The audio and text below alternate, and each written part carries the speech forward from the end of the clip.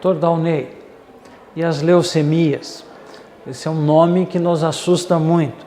A anemia, embora a sua importância, nós sempre que ouvimos e comentamos e diagnosticamos a anemia, nos parece bem mais brando, né? Agora, quando se fala em leucemia, o bicho pega, vamos dizer, né? Que são leucemias, tipos de leucemia, a incidência continua igual ao longo dos anos, aumentou.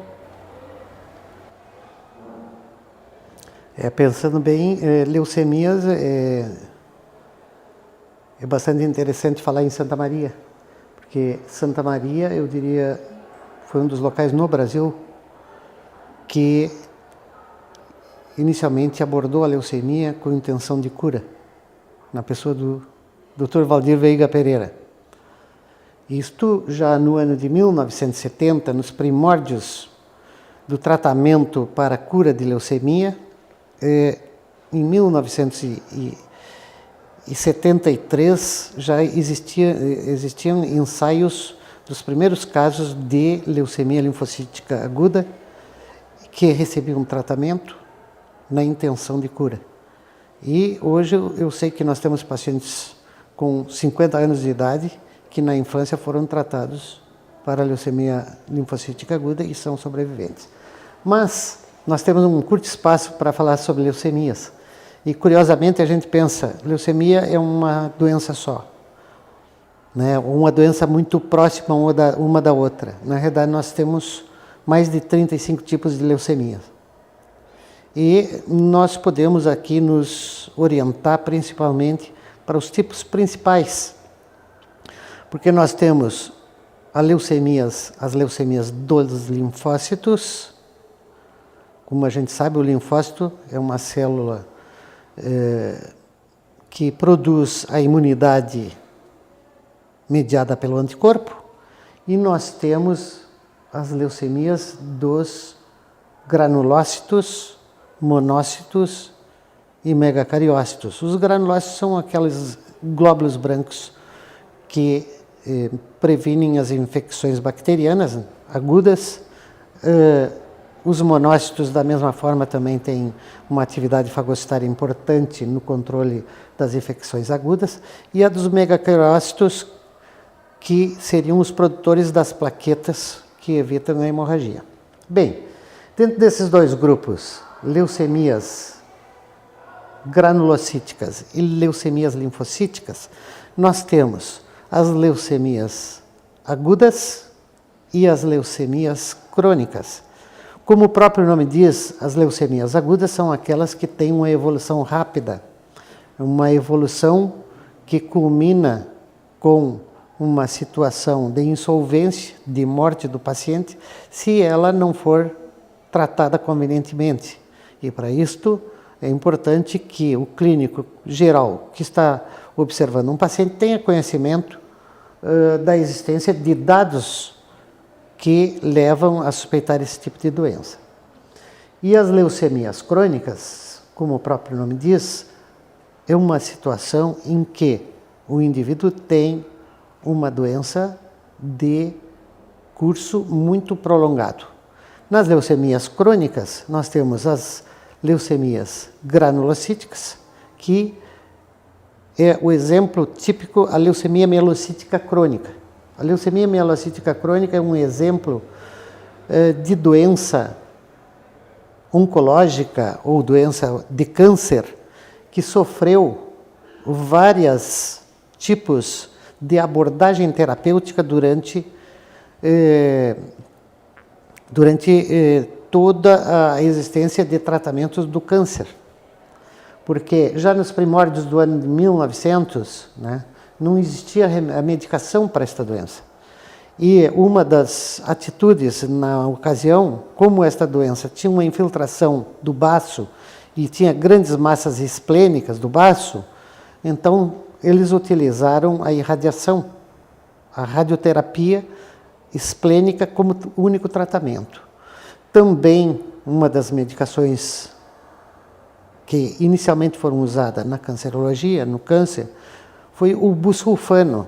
O busulfano é uma medicação que agia como quimioterápico e mantinha esse indivíduo vivo por um período mais prolongado e com menos sintomas, porque esta medicação interferia na evolução dos granulócitos, que tinham, desta forma,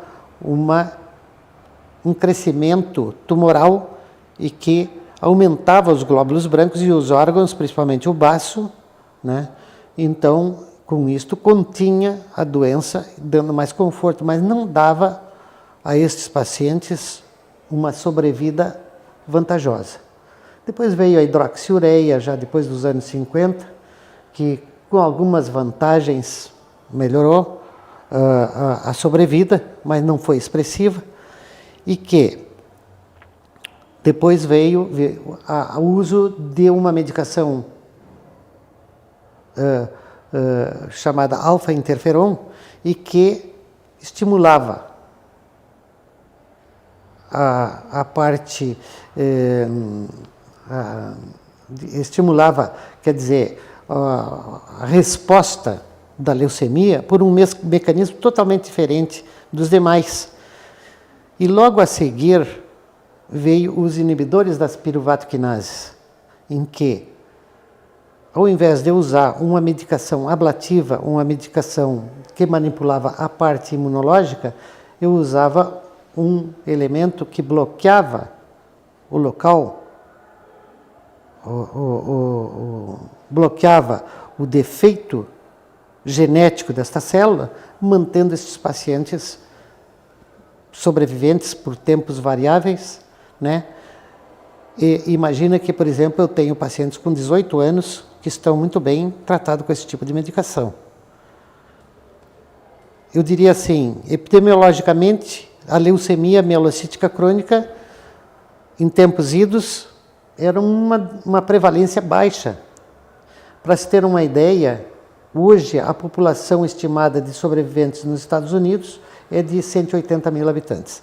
Então, a leucemia crônica, a mielocítica crônica, que é um componente importante